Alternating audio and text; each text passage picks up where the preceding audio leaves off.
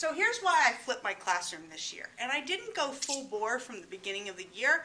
I sort of mixed in what I used to do with what I'm now doing.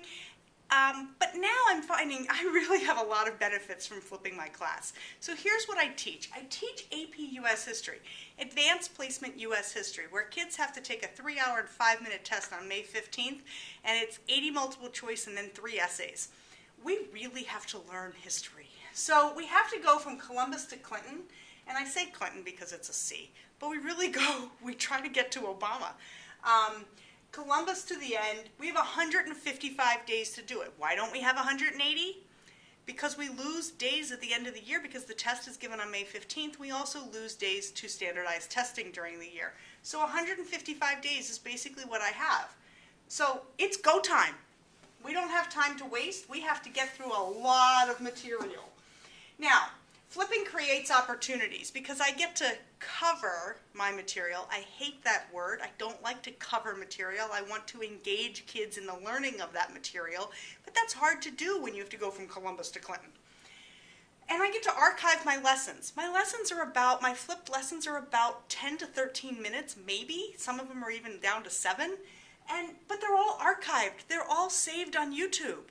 The kids can get to them through their Edmodo accounts, YouTube. They can get to them anytime. What a great source of review come the end of the year if they're not sure about a certain unit. Kids are going to work at their own pace through those videos. Now, granted, I give tests on certain dates, but if the kids want to watch 5 videos in a night, go for it.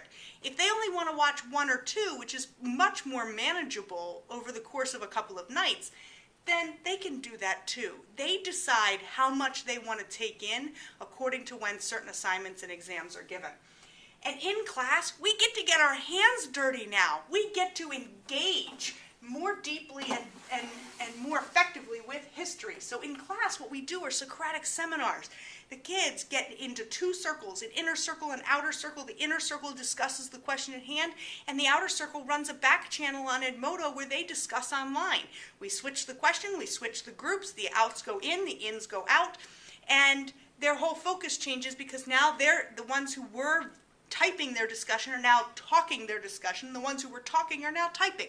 And we switch it up constantly. We switch the groups, we make sure they're different, and we get through several questions in a block period. Blocks are 80 minutes. We engage in project-based learning.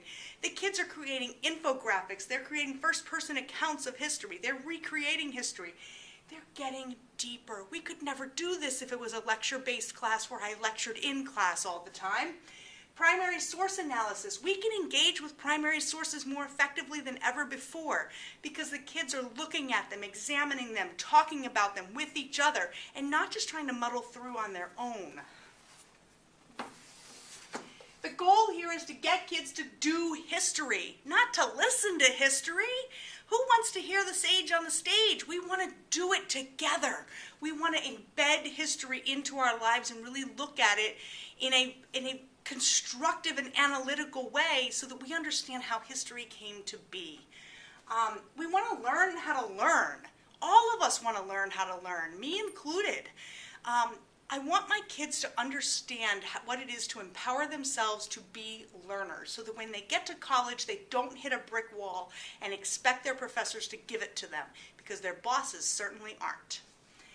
I want them to engage deeper in the subject. I want them to develop a love for history because it is worth loving. Knowing where you came from tells you where you can go. And I want my kids to understand they can have the world. And that's what flipping has done.